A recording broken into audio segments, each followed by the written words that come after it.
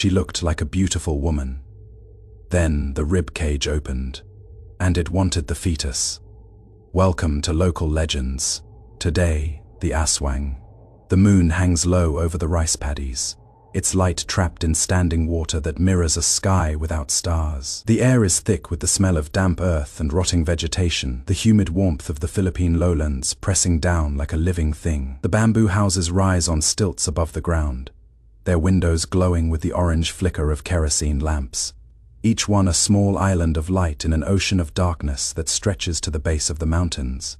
And then the sound, a wet, rhythmic ticking, tick, tick, tick. Something moving through the air above the nipa palms, something that shouldn't be there, something to whine. A low, continuous note of animal terror that makes the hair on your arm. The pregnant woman inside the house on the eastern edge of the village sits up in bed, one hand on her swollen belly, listening.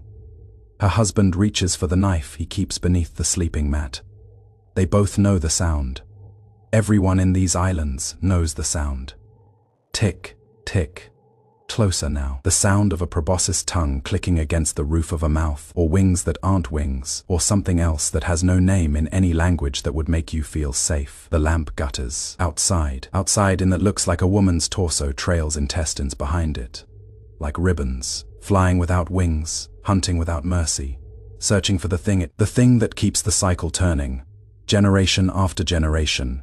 In the forgotten barrios and coastal towns where the old knowledge hasn't died, where people still rub garlic on their doorframes and hang bottles from the eaves and know, truly know, that the beautiful woman who moved into the house at the edge of town is not what she appears to be. This is the realm of the Aswang. The Philippine archipelago stretches across more than 7,000 islands between the South China Sea and the Pacific Ocean, a scattered geography of volcanic peaks, coral reefs, coastal plains, and dense inland forests. The people who have lived here for millennia, speakers of Tagalog, Visayan, Ilocano, Bicolano, and dozens of other languages, have built their cultures in conversation with this landscape, with typhoons that reshape coastlines, with mountains that shelter and isolate, with an ocean that connects and divides. Before Spanish colonization in the 16th century, these islands were home to independent barangays, small kinship-based communities led by datus, bound together by trade networks, animist cosmologies, and a profound understanding that the world contains more than what can be seen in daylight. The pre-colonial worldview of most Philippine ethnic groups recognized no hard boundary between the material and spiritual realms. The universe was populated by a hierarchy of beings, supreme creator deities like Bathala in Tagalog tradition, environmental spirits called Diwata, who inhabited trees and rivers and mountains, ancestral spirits of the dead, and a vast category of creatures that existed in the liminal spaces between human and other, living and dead, day and night. These were not metaphors, they were operating principles. You negotiated with the Diwata before clearing a forest. You made offerings to ancestral spirits to ensure good harvests. You recognized that transformation, from human to animal, from living to spectral, from benign to malevolent, was not a violation of natural law, but an expression of it. Into this cosmology fit the Aswang, a term that serves as both a specific entity and an umbrella category for a whole taxonomy of shapeshifting creatures. The word itself is believed to derive from the Hiligaynon term Asfay, meaning dog, referencing the creature's association with canine forms, though linguistic origins are disputed across different regions of the islands. What is consistent is the fundamental nature of the Aswang. It is a creature that wears a human face by day and transforms into something else by night, something that hunts human prey, particularly the vulnerable, the young, the unborn, with focused predatory intelligence. The Aswang tradition is strongest in the Visayan regions, particularly in western Visayas, the provinces of Capiz, Iloilo, Aklan, and Antique. The town of Capiz has become so associated with Aswang lore that the term Capiz Fio was once used as a slur implying Aswang heritage, a stigma that persisted well into the 20th century. But the belief extends across Luzon, Mindanao, and virtually every inhabited island group, with regional variations that reflect local languages, local fears, local explanations for the things that go wrong in isolated communities. far from centers of power. To understand the Aswang is to understand a particular kind of terror rooted in subsistence agriculture. In communities where infant mortality was high, where disease spread without explanation, where a neighbor's sudden wealth or a rival's misfortune required explanation in a world without modern forensics or epidemiology. The Aswang provided that explanation. It gave form to the shapeless dread of the tropical night, when the day's heat gives way to darkness so complete that a person standing 3 feet away becomes invisible. It explained why children sickened and died, why pregnancies ended in stillbirth, why the strong fell weak without warning, and crucially, it identified the threat as something that lived among you, the beautiful woman, the quiet neighbor, the person who seemed just slightly wrong in ways you couldn't quite articulate. The social function of the Aswang belief was complex. It reinforced community cohesion. If monsters walk among us, we must watch each other, know each other, maintain social bonds that make deception difficult.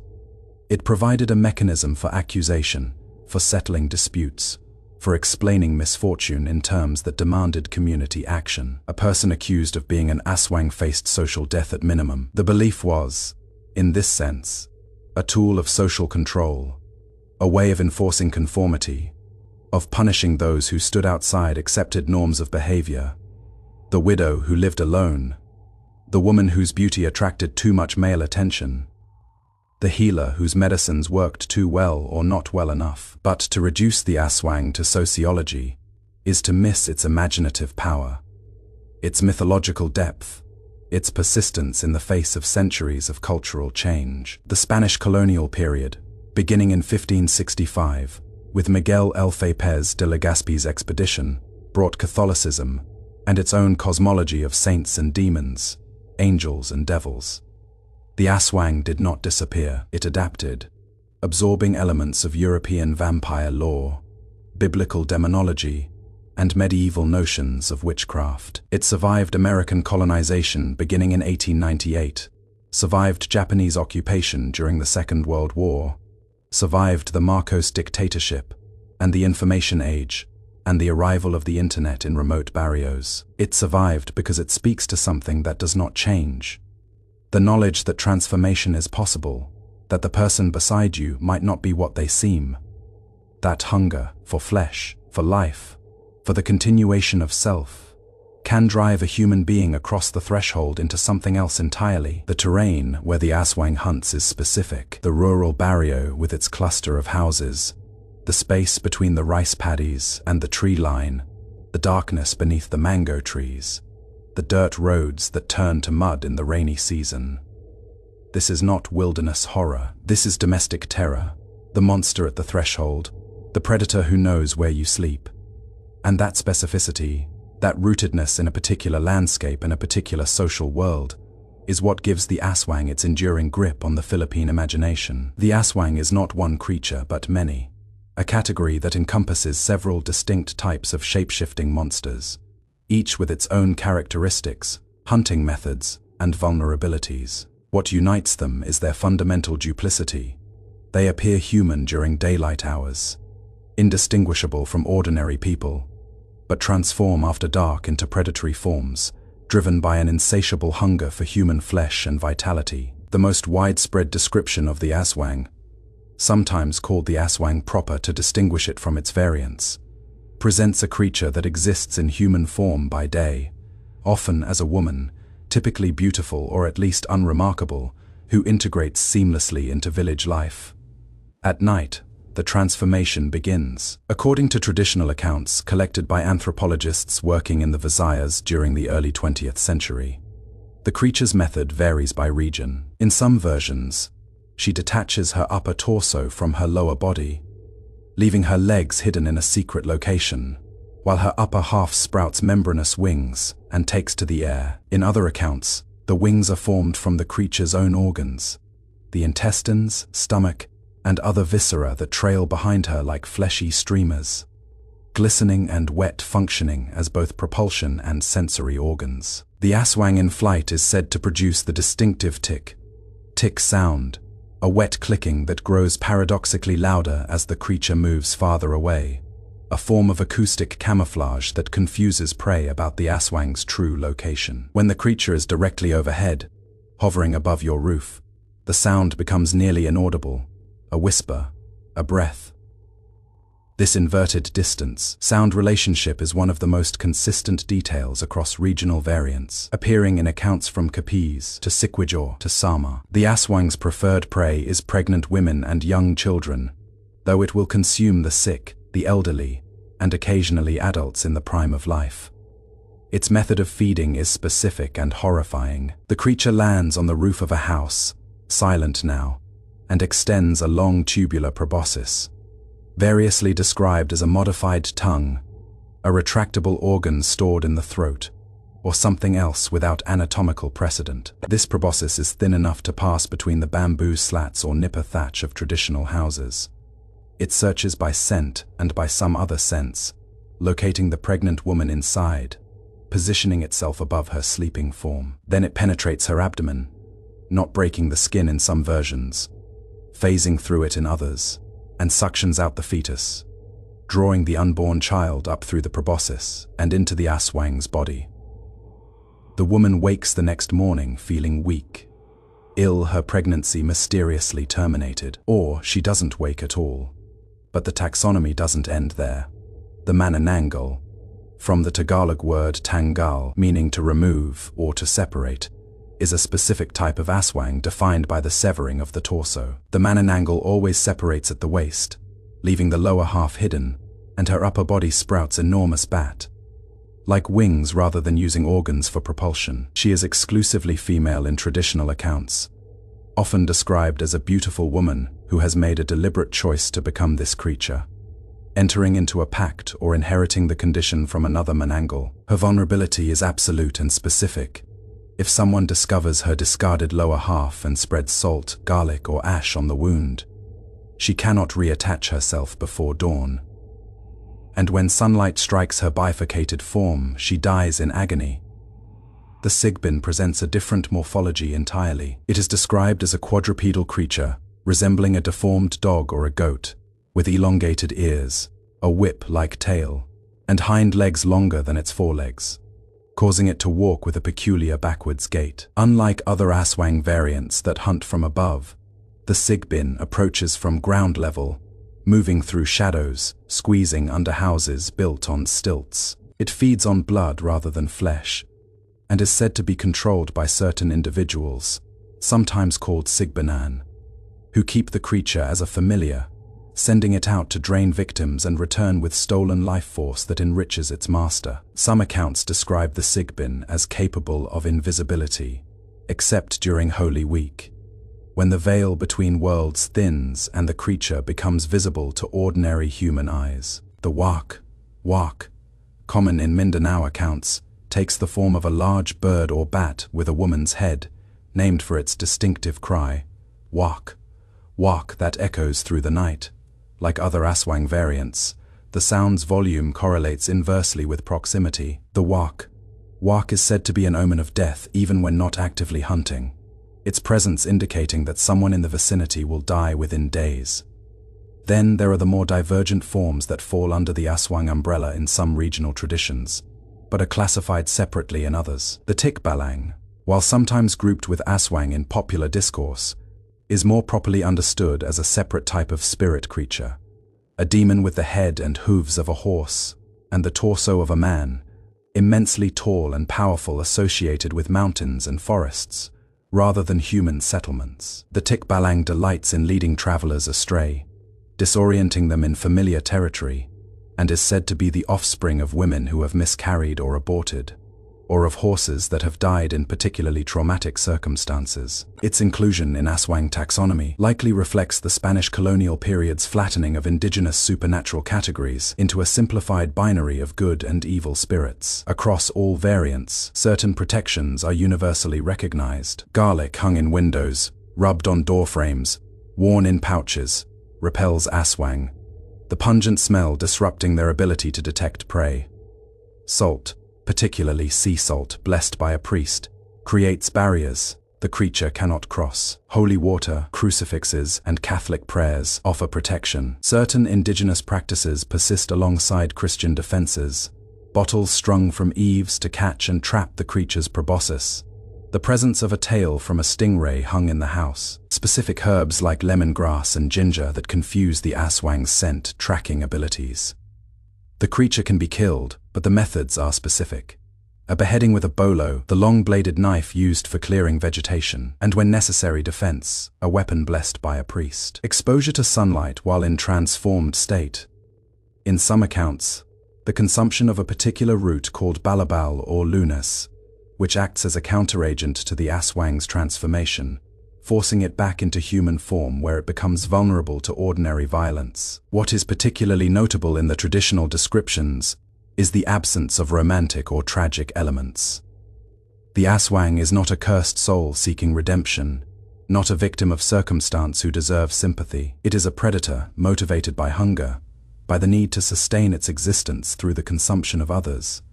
It is intelligent, calculating, patient. It maintains its human disguise for weeks or months, integrating into a community, earning trust, identifying the most vulnerable targets, and then it feeds. This is not the European vampire's seductive exchange of blood and immortality. This is abduction and consumption, the theft of life in its most innocent form. The Aswang's intelligence is perhaps its most terrifying attribute. It doesn't simply attack, it plans. It observes. It waits for the optimal moment when defenses are down, when the garlic wreath has fallen from the window, when exhaustion has caused the pregnant woman to forget her prayers. And it remembers. In communities where Aswang belief remains strong, people speak of creatures that hold grudges, that return night after night to households that have thwarted them, that mark entire families for predation across generations. The becoming of an Aswang follows several narrative pathways in traditional belief, each reflecting different anxieties and moral frameworks within Philippine society. Unlike the European vampire, which in most traditions requires a violent exchange of blood between maker and victim, the Aswang transformation is often described as a deliberate choice, a transgression of natural and social order that permanently alters the individual's nature. The most common origin story involves the consumption of a specific object or substance that carries the Aswang curse. In many Visayan accounts, a dying Aswang must pass on her condition before death or face spiritual annihilation. She does this by preparing food, often a roasted chicken or a portion of rice, and offering it to an unsuspecting person, frequently a family member, or someone she wishes to curse. Inside the food is embedded a black chick, a stone of unusual properties, or a living parasite that anthropologists have sometimes identified as a form of beetle larva. The person who consumes this offering becomes an Aswang, the transformation irreversible. They may not realize what has happened until the first night when the hunger overtakes them, when their body begins to change without their conscious will, when they discover that they can see in total darkness, and that the smell of human flesh, particularly the flesh of children, provokes a response that overwhelms all moral constraints. This transmission method serves a clear social function.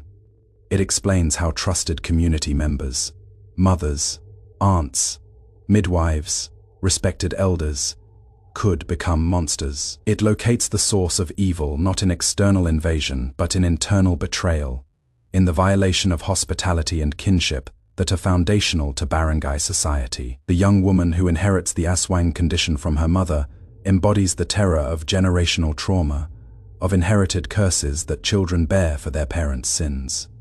A second tradition describes the Aswang condition as something chosen deliberately through a pact with dark forces, a person seeking power, the ability to harm enemies, to accumulate wealth, to exercise control over others, enters into an agreement with a demon or with the spirit realm itself. The specific terms vary. In some accounts, the person must perform a ritual at a crossroads at midnight, offering their soul or their capacity for empathy in exchange for transformation.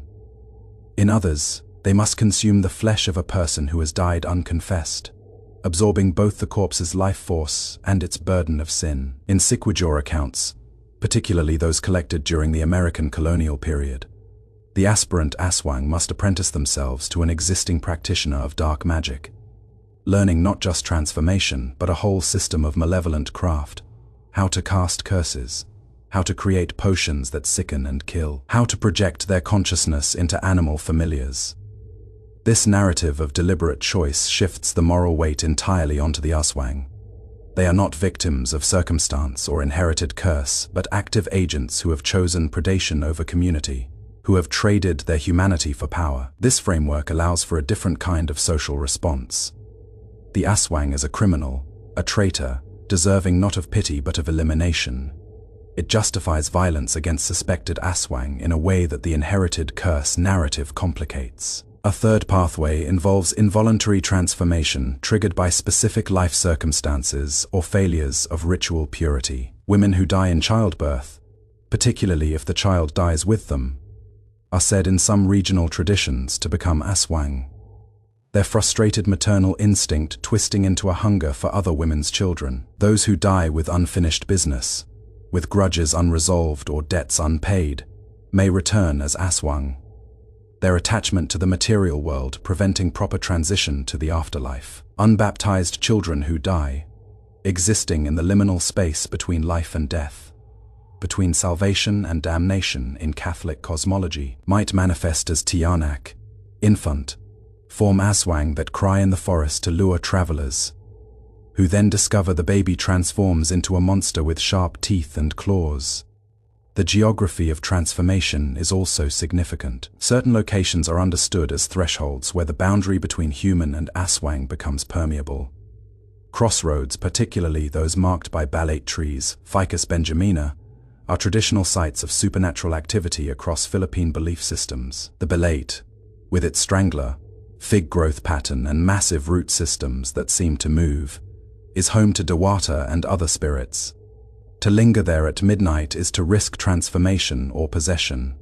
Cemeteries, particularly old burial grounds from the pre-colonial period, carry similar risks. Coastal areas where land meets sea, riverbanks at dawn or dusk, caves that lead into mountain interiors.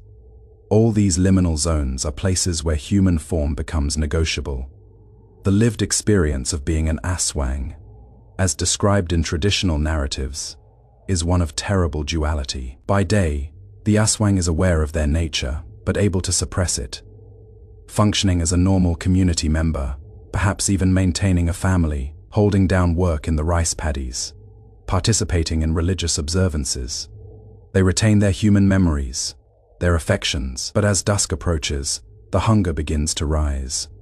It is described not as a simple appetite, but as an overwhelming compulsion, a physical need that drowns out all other considerations. The transformation itself is painful in some accounts, ecstatic in others, the body breaking and reforming, bones becoming lighter to facilitate flight, the proboscis extending from the throat, vision shifting into a spectrum that reveals heat signatures, and the particular glow of pregnant bellies. After feeding, the Aswang experiences satisfaction, but also, in some narratives, profound shame and horror at what they have done. They remember the taste of the fetus, the expression on the face of the mother if she woke, the ease with which they committed an act that their daytime consciousness finds abhorrent. This psychological torment is not universal in Aswang lore. Many accounts describe the creature as fully committed to its predatory nature, taking pleasure in the hunt. But the tradition of the conflicted Aswang suffering from a divided self appears frequently enough to suggest its function as a mechanism for thinking about moral culpability, about the degree to which a person can be held responsible for actions taken under the influence of a supernatural compulsion. The social taboos associated with Aswang are extensive and reveal much about the values and anxieties of the communities that maintained these beliefs. Women who are too beautiful or too ugly, who inspire either excessive desire or excessive aversion, are suspect. Those who avoid direct eye contact or whose eyes reflect light strangely in lamplight may be Aswang. Anyone who expresses unusual interest in pregnant women or who visits a household where a death or miscarriage has recently occurred falls under suspicion. Midwives, who by the nature of their work have intimate access to pregnant women and newborns, are simultaneously respected and feared. their knowledge of birth making them potential masters of death. People who prosper while their neighbors suffer, whose fields yield more abundantly, whose livestock remain healthy during outbreaks of disease. The Aswang belief thus functions as a leveling mechanism, a way of explaining and challenging inequality in subsistence communities, where resources are limited and mutual dependency is essential for survival. To appear too successful is to invite accusation, to become marked as someone who has gained their advantage through predation rather than honest labor.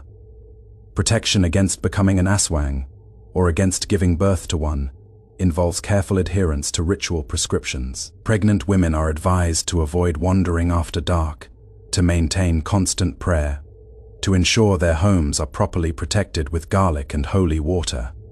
The consumption of food from strangers is forbidden. Children are taught from an early age to recognize the signs of Aswang presence: the wet clicking sound, the behavior of dogs, the guttering of lamps, the sudden chill in a tropical night.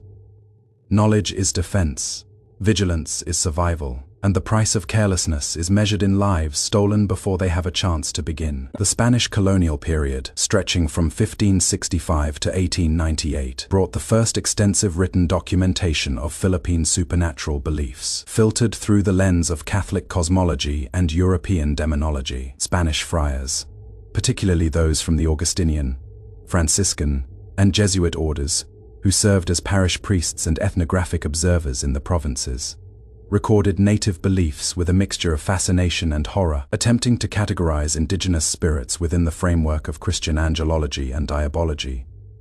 The Augustinian friar Gaspar de San, Auguste Fen, working in the Visayas during the early 17th century, made some of the earliest written references to creatures that match the Aswang description. In his Chronicle of the Islands, he described native beliefs in Bruges, witches who could fly at night and consume human flesh, particularly targeting pregnant women. De San Auguste Fen viewed these beliefs through the interpretive framework of European witchcraft, comparing the Philippine creatures to the Spanish bruja and the Italian strega, supernatural figures from his own cultural context. His writings make clear that Spanish observers believed the indigenous people were genuinely enthralled to demonic forces, rather than simply maintaining superstitious beliefs. The friars understood their missionary work as spiritual warfare, with the Aswang representing not folklore but actual demons that required exorcism and the imposition of Catholic sacraments for protection. This interpretive lens, the translation of indigenous cosmology into European categories of good and evil, angel and demon, divine and diabolic, profoundly altered the nature of Aswang belief. Pre-colonial Philippine spirituality operated on a more ambiguous spectrum. Not all supernatural beings were benevolent or malevolent by nature. Many were morally neutral, responding to offerings and respect or meting out punishment for violations of protocol. The Dewata could help or harm depending on how they were treated. Even dangerous spirits might be appeased or negotiated with rather than simply opposed. Spanish colonialism imposed a starker binary. Under the friars' teachings, anything that stood outside Christian orthodoxy was diabolic. The Aswang became not a creature of local origin, embedded in specific cultural logic, but a manifestation of Satan's presence in the islands. This recategorization had practical consequences. Accusations of being an Aswang could now be prosecuted by Spanish authorities as witchcraft, subject to interrogation, torture, and execution. The informal social mechanisms that had regulated accusations within pre-colonial barangays, where the dachu and community elders would investigate claims before taking action, gave way to colonial legal proceedings that often relied on coerced confessions and imported European notions of what witchcraft entailed. The 19th century brought a new wave of outside observers, travelers, naturalists, and colonial administrators from various European nations, as well as American military personnel and civil servants following the Spanish-American War and the subsequent Philippine-American War. These observers approached the Aswang from different intellectual traditions: scientific naturalism, anthropological curiosity, or simple colonialist condescension, and their accounts reflect the period's racial hierarchies and evolutionary frameworks. Ferdinand Blumentritt, an Austrian ethnographer who never actually visited the Philippines, but corresponded extensively with Joseph Rizal and other Filipino intellectuals, compiled extensive notes on Philippine mythology in the 1880s. His work Diccionario Mythol Fagico de Filipinas, published serially in various academic journals, attempted a systematic cataloguing of Philippine supernatural beings. Blumentrit's treatment of the Aswang reflects the armchair anthropology of the era. He accepted the reality of the belief, while dismissing the possibility of the creature's actual existence, speculating that Aswang accounts might originate from misidentified wildlife, large fruit bats, monitor lizards combined with indigenous, primitive imagination. His framework positioned Filipino culture as existing at an earlier stage of social evolution compared to European civilization. A patronizing stance typical of 19th century ethnography, but one that at least acknowledged Aswang belief as a subject worthy of systematic study, rather than simple dismissal. The American colonial period brought new methodologies and new biases. Dean C. Worcester, who served as Secretary of the Interior for the Philippine Islands from 1901 to 1913, conducted surveys of indigenous populations, particularly in Mindanao and among the mountain peoples of Luzon. His massive ethnographic work, The Philippine Islands and Their People, published in 1898, contains scattered references to Aswang beliefs among lowland Christian Filipinos, which he distinguished from the animist practices of unconverted indigenous groups. Worcester's framing positioned Aswang belief as a remnant of pre-Christian paganism that was gradually being eroded by American education and modernization. He viewed the persistence of such beliefs as evidence that Filipino society required continued American tutelage, a convenient justification for colonial control. More sensitive observers emerged as well, particularly in the mid-20th century. Maximo Ramos, a Filipino anthropologist and folklorist, who received his doctorate from Indiana University in the 1960s, conducted extensive fieldwork in the Visayas, and published multiple academic works on Philippine supernatural beliefs. His 1971 book, The Creatures of Midnight, represents one of the first attempts by a Filipino scholar to document Aswang traditions from within, treating informants as authorities on their own culture, rather than as primitive subjects requiring enlightened interpretation. Ramos collected detailed accounts from villages in Capiz, Iloilo, and other Aswang hotspots, noting regional variations in the creature's description, behavior, and vulnerabilities. His work emphasized that Aswang belief was not monolithic, but varied significantly based on local history, language, and social organization. Ramos also documented the social consequences of Aswang accusations in mid-century rural Philippines. He recorded cases where entire families were driven from villages after being accused, where suspected Aswang were murdered by vigilante mobs, where the mere rumor of Aswang presence could devastate a community's sense of security. His work made clear that the Aswang was not simply a colorful folktale, but an active force in social regulation, conflict resolution, and the expression of communal anxieties. When a child died inexplicably, when a pregnancy ended in stillbirth, when livestock disappeared or crops failed, the Aswang provided an explanation that located responsibility in human or human-adjacent agency rather than impersonal fate. The contrast between outsider and insider perspectives on the Aswang reveals fundamental differences in epistemology and respect. Spanish friars saw demons requiring exorcism. European naturalists saw primitive superstition requiring enlightenment. American administrators saw evidence of backwardness requiring modernization. Filipino scholars like Ramos saw a complex cultural system worthy of preservation and serious study. These differences reflect not just individual bias but broader patterns of how colonialism operates as a mechanism for cultural translation and distortion. How the act of documentation from outside can fundamentally alter the nature of what is being documented. The process of writing about the Aswang changed the Aswang. Once oral traditions were fixed in text, in Spanish chronicles and American ethnographies and tourist guidebooks, the creature became something that could be commodified, exoticized, marketed. The living, evolving tradition of storytelling around evening fires, where each narrator could adjust details to reflect local concerns, and each listener could accept or reject elements based on personal experience, gave way to authoritative written accounts that claimed to capture the real Aswang. Paradoxically, this fixing of tradition may have contributed to its survival, The written record ensured that Aswang knowledge would not be lost even as oral transmission weakened. But it also drained some of the tradition's fluidity and adaptability, its capacity to respond to changing social conditions. The missionary project of spiritual colonialism, meanwhile, produced a lasting syncretism. Contemporary Aswang belief in Catholic Philippines incorporates Christian protective elements, holy water, crucifixes, prayers to specific saints, while retaining its pre-colonial core. The creature remains fundamentally indigenous in nature, but the tools for defending against it have been partially Christianized. This hybridity reflects centuries of negotiation between imposed and indigenous belief systems, a process that neither fully eradicated traditional cosmology nor left it unchanged. The documented cases of Aswang encounters, events recorded in police files, newspaper accounts, missionary reports, and sworn testimonies, complicate any simple dismissal of the tradition as mere folklore. These are not ancient legends but recent events, often within living memory, involving identifiable people in specific locations.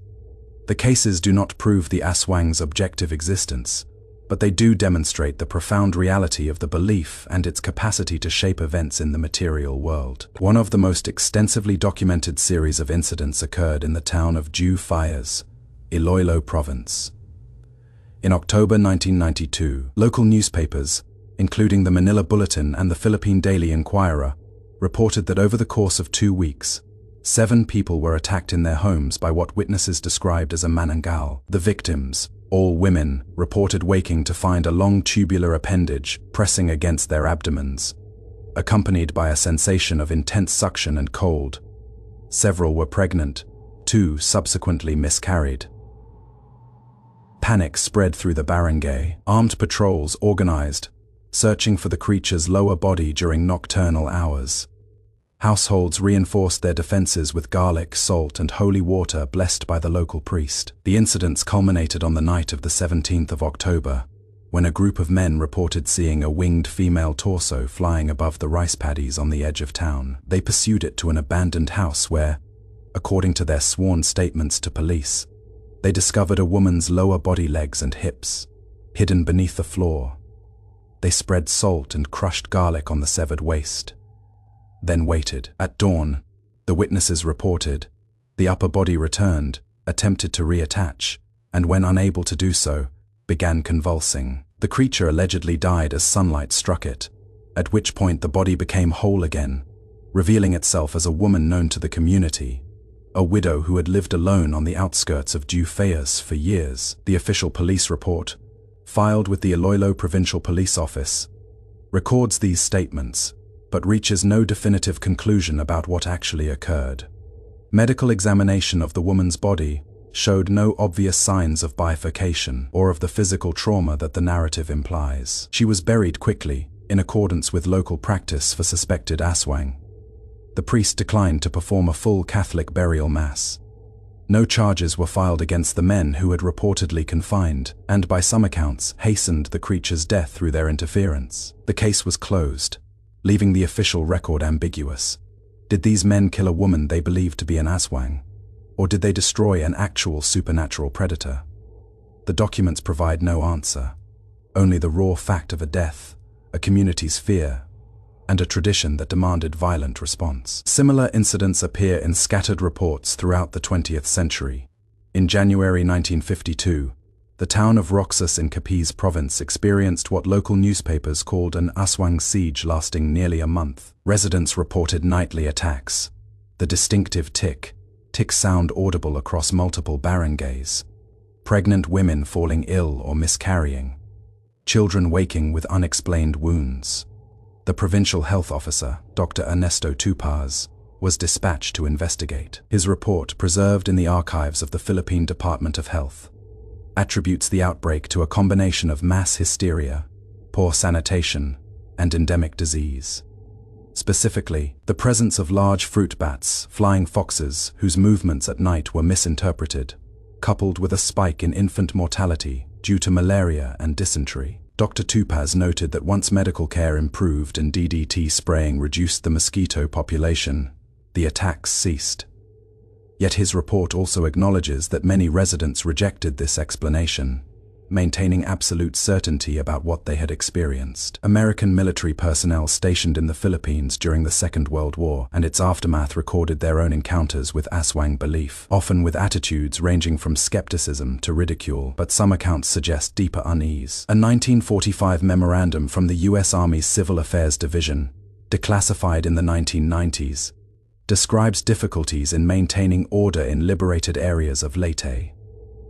Local auxiliaries refused to conduct nighttime patrols in certain regions, citing Aswang danger. When American officers insisted, several Filipino soldiers deserted rather than comply. The memorandum notes one incident where a patrol failed to return. When a search party was sent at dawn, they found the men barricaded in an abandoned church, claiming to have been pursued by a flying creature that one of them shot at multiple times without effect. The memo's author treats this as evidence of poor discipline rather than genuine threat, but the phrasing reveals his own uncertainty. Whether the creature was real or imagined, the men's terror was undeniable. Anthropological fieldwork has yielded numerous first-person accounts that deserve serious attention, not as proof of the Aswang's existence, but as testimony to the lived experience of belief. In the late 1980s, anthropologist Michael Dove, working with rural communities in Palawan, documented what he termed Aswang identification events, social processes through which communities collectively determined that a member was an Aswang. Dove observed that accusations typically emerge during periods of social stress, crop failures, disease outbreaks, disputes over land or inheritance. The accused were almost always socially marginal figures, widows, migrants from other regions, people who had violated community norms in some way. The identification process involved examining the suspect for physical signs: unusual body odor, eyes that glowed red in lamplight, the absence of a reflection in water, and often included supernatural tests, such as feeding the suspect food mixed with blessed salt. If the person became ill, this was taken as confirmation. Dove witnessed one such event in which a woman in her 50s, known for practicing herbal medicine, was accused of being an Aswang after a series of infant deaths in the barangay. Over the course of 3 days, community elders interrogated her, subjected her to various tests, and eventually extracted a confession. She was not killed but was forced to leave the village permanently, abandoning her home and property. Dove's field notes record his own conflicted response: scholarly awareness that he was witnessing a form of social persecution, combined with recognition that the community genuinely believed they were protecting themselves from a supernatural threat. The woman's guilt or innocence, in any objective sense, seemed beside the point. The ritual had served its function of identifying and removing someone the community wanted gone. More recently, in the age of cell phones and social media, Aswang encounters have been reported in real time, complete with videos and photographs that complicate simple skeptical dismissal, even as they fail to provide definitive proof. In March 2008, residents of Siquijor Island uploaded mobile phone footage to YouTube showing what they claimed was an Aswang perched on a rooftop. The video, grainy and shot at night, shows a dark figure that moves in ways that are difficult to interpret. Possibly a large bird, possibly a person in unusual posture, possibly an image artifact or deliberate hoax. The footage went viral within Filipino social media, generating thousands of comments. Analysis by video forensics experts found no clear evidence of digital manipulation, but also no conclusive identification of what the figure actually was. The video remains online, a Rorschach test that viewers interpret according to their prior beliefs. The Philippine National Police maintains files on Aswang-related incidents, though these are not systematically compiled or analyzed. Freedom of information requests filed by journalists have revealed that between 2000 and 2015, police responded to at least 200 reported Aswang attacks across the Visayas and Mindanao, resulting in approximately 40 deaths, not of Aswang, but of people killed by mobs who believe them to be Aswang. These deaths are typically classified as murder, and prosecutions occasionally follow, though conviction rates are low. Juries and judges from the same rural communities are reluctant to punish those who claim to have been defending their families from supernatural attack. One particularly tragic case occurred in San Carlos City, Negros Occidental. In July 2011, A woman named Estrella Ramirez, 33 years old, was accused by her neighbors of being a manananggal. The accusation apparently stemmed from a long-standing property dispute and the death of a child in a nearby house. On the night of the 23rd of July, a group of men broke into Ramirez's home, dragged her into the street, and beat her to death with farming implements. They then burned her body, claiming this was necessary to ensure she would not resurrect. Police arrested 6 men, all of whom confessed to the killing, justifying it as community protection. At trial, they presented testimony from dozens of neighbors who swore that Ramirez had been an Aswang.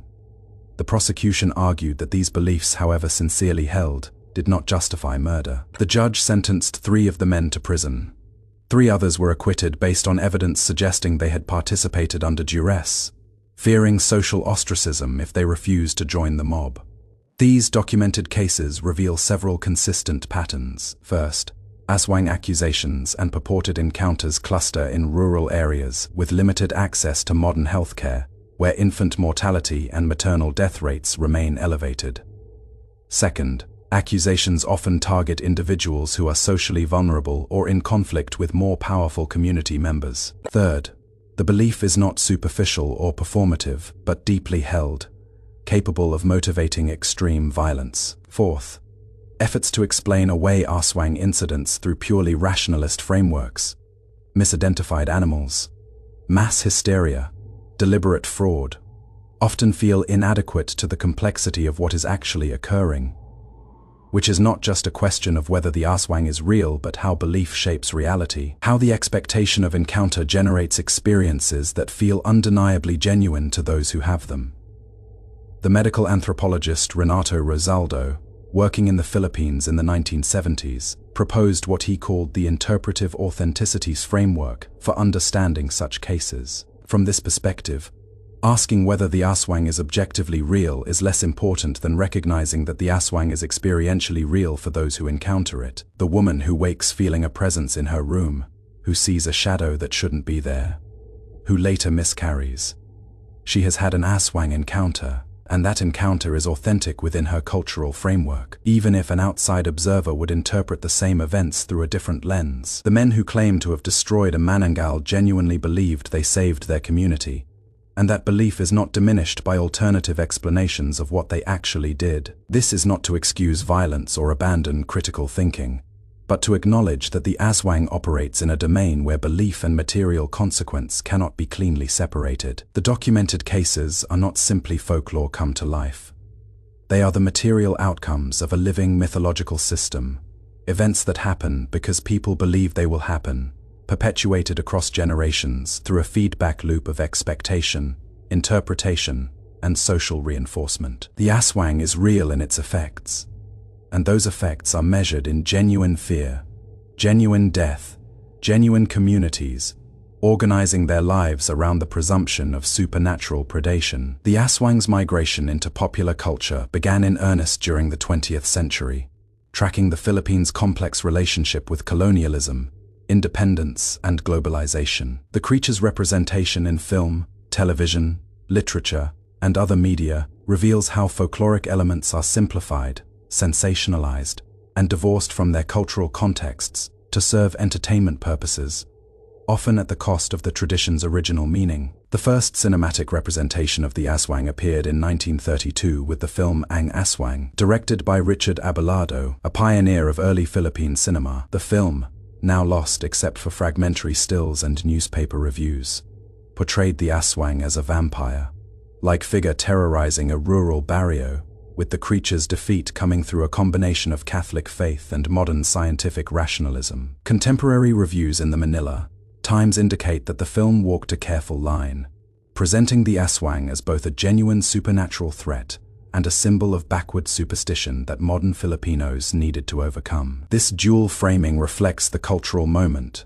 The Philippines was a U.S. Commonwealth, with an elite that aspired to Western modernity while maintaining connection to indigenous culture. The post-war period saw increased production of Aswang films, particularly during the 1950s and 1960s when Philippine cinema flourished. Gerardo de Leon's 1958 film, The Blood Drinkers, originally titled Kulay Dugo, Ang Gabis, presented an Aswang story with Gothic horror influences, featuring elaborate set pieces and special effects that were advanced for Filipino cinema of the era. The film was successful enough to be distributed internationally, introducing non-Filipino audiences to the Aswang concept, though the creature's specific cultural context was largely stripped away in favor of generic vampire imagery. American distributors marketed it as an exotic horror film from the mysterious Orient, playing into Orientalist tropes that positioned the Philippines as a source of primitive terrors. The 1970s and 1980s brought a wave of lower-budget horror films that mined Philippine folklore for content. These films, often shot quickly with minimal budgets for regional audiences, represented the Aswang with increasing creative license. The manananggal became a popular variant for visual representation because the severed torso with trailing organs provided striking imagery. Films like Aswang ni 1981 and Impacto ni 1988 featured transformation sequences that emphasized body horror and violence, moving away from the folkloric emphasis on cunning and social infiltration toward spectacle and shock value. The creatures became more monster than person, their humanity subsumed by visual effects showcasing wings, fangs, claws, and visceral anatomy. Pete Gallagher's 1992 film, Aswang, marked a turning point, bringing higher production values and more explicit sexual content to the genre. Gallagher's film presents the Aswang as a seductive female figure whose transformation scenes carry strong psychosexual overtones. The creature's predation is eroticized, her victims often semi-nude, the feeding process intercut with imagery suggesting violation and penetration. This sexualization of the Aswang, largely absent from traditional folklore, where the creature's hunger is predatory, but not explicitly sexual, reflects both the evolution of horror cinema toward sexualized violence and the influence of Western vampire mythology, where the exchange of blood carries erotic charge. Gallagher's film was a commercial success and spawned numerous imitators that further cemented the Aswang as seductress template.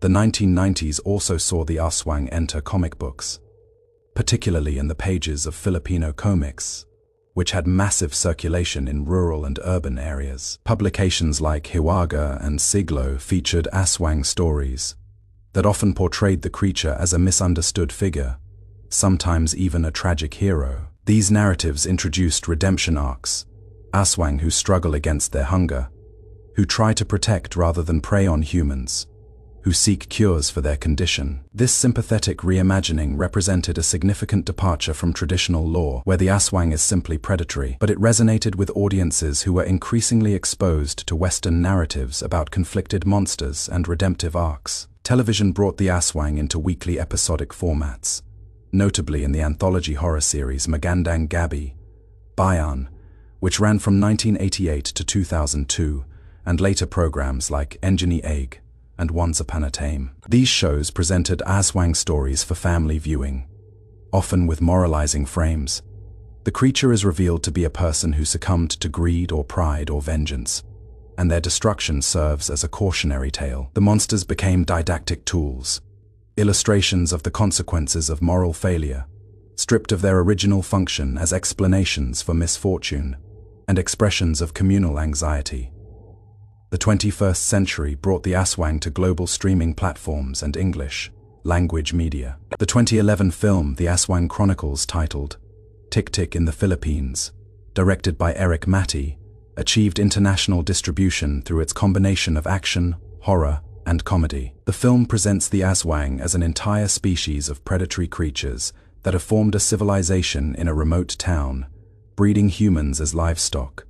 The protagonist must fight his way through hordes of monsters to save his pregnant girlfriend. The film's effects, heavy action sequences, and darkly comic tone represent a complete transformation of the tradition into blockbuster entertainment. The Aswang's cultural specificity is preserved only superficially. The setting is recognizably Filipino, the language is Tagalog, but the core meaning is gone. These are monsters for fighting, not beings that exist in the ambiguous space between human and other. not figures that embody social anxieties about transformation and trust. International horror anthologies have also featured Aswang segments, often framed as exotic folklore from a mysterious culture. The horror compendium film V Face 2 2013 includes a segment set in the Philippines where documentarians encounter Aswang-like creatures, though the segment sensationalizes and simplifies the tradition for shock value. Such representations position the Aswang as one monster among many in a globalized horror marketplace, where cultural distinctions are flattened into generic spookiness. Literature has provided somewhat more nuanced engagement. The Filipino-American author Gina Apostol's 2018 novel, Insurrecto, incorporates Aswang imagery as a metaphor for the Philippines' colonial trauma, with the creature representing how foreign powers have consumed the nation's resources and vitality. Charles Yu's 2020 novel Interior Chinatown briefly references the Aswang in the context of Asian American identity and the performance of ethnic stereotypes. These literary uses restore some of the creature's metaphorical depth, treating it not just as a monster but as a symbol freighted with cultural and political meaning. Video games have increasingly featured Aswang as enemy types or narrative elements, particularly in games developed in Southeast Asia. The online role, the horror survival game Dreadout, developed in Indonesia but popular throughout the region, features Aswang-inspired creatures that players must photograph to defeat, a mechanic that literalizes the relationship between documentation and power over the supernatural. What is notable across these popular culture representations is the progressive loss of context and the emphasis on visual spectacle. The Aswang of film and television is almost always a manananggal, the severed torso flying with bat wings. Because this form is visually dramatic, the creature's capacity for social disguise, its intelligence and planning, its role as a figure that disrupts community trust, all these elements are diminished in favor of transformation scenes and attack sequences. The monster becomes an external threat rather than an internal one, something that comes from outside the community rather than emerging from within it. The popularization has had complex effects on the living tradition. On one hand, media representation has kept the Aswang in public consciousness, ensuring that young Filipinos who might never hear oral folklore in their urbanized lives still know what an Aswang is. On the other hand, the media version has begun to replace traditional knowledge. When contemporary Filipinos describe the Aswang, they increasingly cite movies rather than family stories, and their descriptions reflect cinematic imagery rather than regional folk traditions. Yet the tradition shows remarkable persistence, despite or perhaps because of its popular culture exploitation. Local folklore festivals in Capiz, Siquijor, and other Aswang strongholds continue to feature traditional storytelling, alongside more commercialized Aswang tours for tourists. The creature remains a living part of rural belief systems, even as it simultaneously exists as a commodified entertainment product. This dual existence, authentic folklore and pop culture monster, reflects the Philippines' broader condition as a nation navigating between indigenous heritage and globalized modernity, where the past remains present but must compete with mass media's simplifications and distortions. In the decades since the Aswang's proliferation through popular culture, the creature has evolved into something beyond its folkloric origins, becoming a vessel for contemporary anxieties and a lens through which Filipinos and Filipino diaspora communities negotiate questions of identity, colonialism, and cultural survival.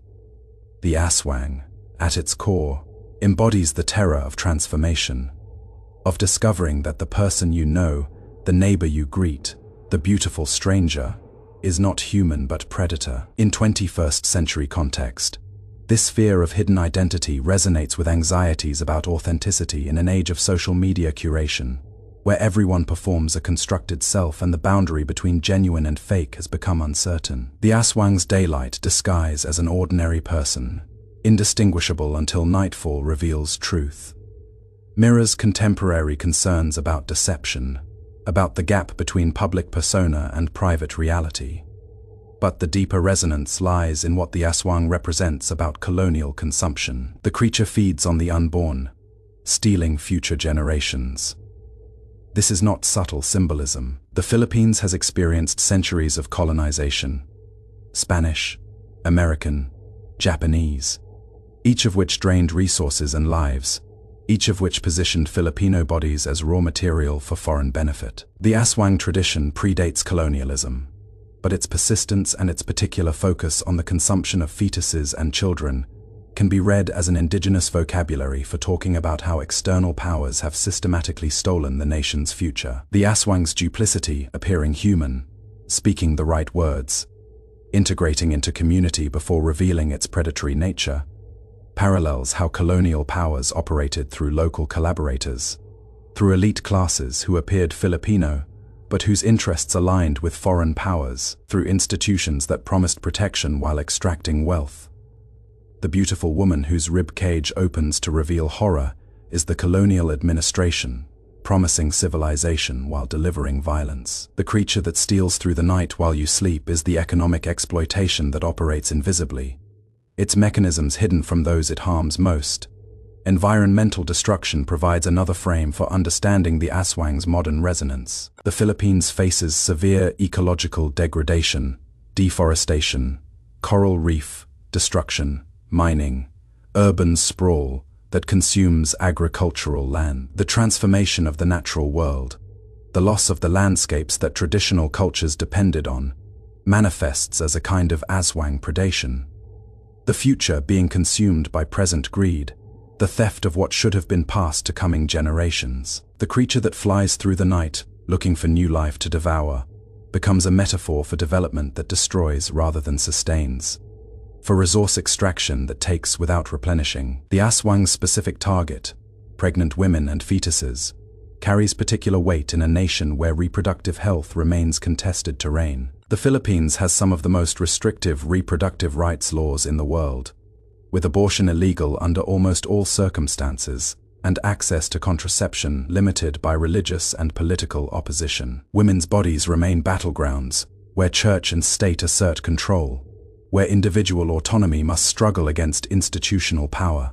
The Aswang, which seeks to control and consume women's reproductive capacity, can be read as an externalization of this control, a way of naming the forces, patriarchal, religious, colonial, that treat women's bodies as resources to be managed rather than as sites of autonomous decision-making. For the Filipino diaspora scattered across the globe, over 10 million overseas Filipino workers, plus millions more in permanent migration, the Aswang serves as a connection to heritage, but also as a symbol of displacement and transformation. The person who leaves the Philippines to work abroad undergoes their own kind of transformation, maintaining a Filipino identity while adapting to foreign contexts, performing oneself in Manila and another in Dubai or Toronto or Los Angeles. The Aswang's divided nature, human by day, monster by night, resonates with the migrant experience of multiple selves. The question of which identity is authentic when you must be many things to survive. The creature's horrific reproduction, passing the curse through food, through inheritance, through proximity to the dying, becomes a metaphor for generational trauma, for how colonialism and poverty and violence perpetuate themselves across time. Children inherit not just culture but wound, not just tradition but the consequences of historical harm. Breaking the cycle requires recognition, requires acknowledging what was passed down and choosing, consciously, not to perpetuate it. This is the work of decolonization, of healing, and the Aswang myth provides a dramatic vocabulary for thinking about that work. Yet there is danger in purely metaphorical readings. The Aswang is not only a symbol for millions of Filipinos, particularly in rural areas, it remains a literal belief, a creature that actually exists and poses genuine threat. To treat it only as allegory is to repeat the colonial gesture of translating indigenous knowledge into Western categories, of deciding what the tradition really means from an outside perspective. The Aswang means what Filipino communities say it means, and that includes its existence as a supernatural predator, not just as a metaphorical one. The annual Aswang festival in Roxas City, Capiz represents an attempt to reclaim the tradition from both external appropriation and internal stigma. The festival, established in the early 2000s, celebrates Aswang folklore as cultural heritage rather than shameful superstition. Street performances depict Manananggal transformations. Vendors sell Aswang themed crafts and foods, Scholars present papers on the tradition's history and meaning. The festival reframes the Aswang from source of terror to source of pride, asserting that the legend belongs to Capiz, that it is valuable precisely for its difference from globalized culture, that it represents something authentic in a world of copies. This reclamation is not without controversy. Some residents oppose the festival, arguing that it reinforces negative stereotypes about Capiz, that it markets trauma as entertainment, that it trivializes beliefs that people genuinely hold. But others argue that the festival provides economic benefit through tourism, that it creates space for serious scholarly engagement with the tradition, that celebration is better than silence or shame. The debate itself reveals the Aswang's continued vitality, its capacity to generate conversation about what folklore means in contemporary context. The Aswang persists because it speaks to something that doesn't change. In an age of climate collapse and authoritarian resurgence and epidemic disease and mass displacement, the Aswang's message feels urgent rather than outdated. The monsters are here, and they do look like us. They run the mines that poison the rivers and the development projects that displace indigenous communities.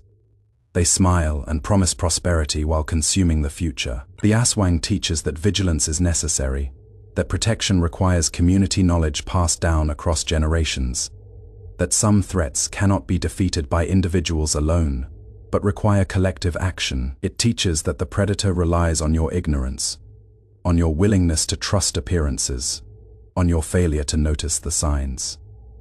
It teaches that transformation, once begun, is difficult to reverse.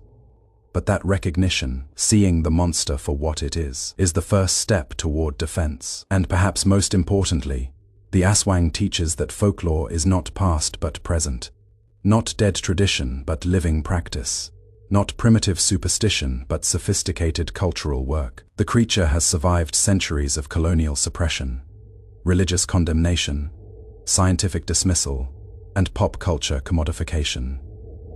It has survived because it remains useful, because it continues to explain things that need explaining, because it gives form to fears that have no other shape. The Aswang is one of the most terrifying figures in Filipino folklore, not because of its physical horror, though that is real, but because of its psychological precision, its understanding of how trust can be weaponized, how the familiar can become strange, how the human can become monstrous, without ever ceasing to appear human. If you walk through a rural barrio in the Visayas tonight, after the generators have shut down and the darkness is complete, is it the wind moving through bamboo in a particular way? Is it your own fear given auditory form? Or is it something else? Something that knows you are pregnant, that can smell the new life inside you, that is getting closer even though the sound seems to be moving away. The choice between those interpretations is not just intellectual. It determines what you do next, whether you stay in bed or rise to check the doors, whether you trust the garlic above the window or call for help, whether you go to sleep confident in your safety or lie awake until dawn, listening, waiting, knowing that some threats can't be reasoned with, only defended against. The Aswang doesn't care what you believe. It cares what you taste like. And that knowledge, that you might be prey, that the person beside you might be predator, is what keeps the legend alive. If you enjoyed this, hit like and subscribe for more folklore myths and mysterious creatures. See you next time.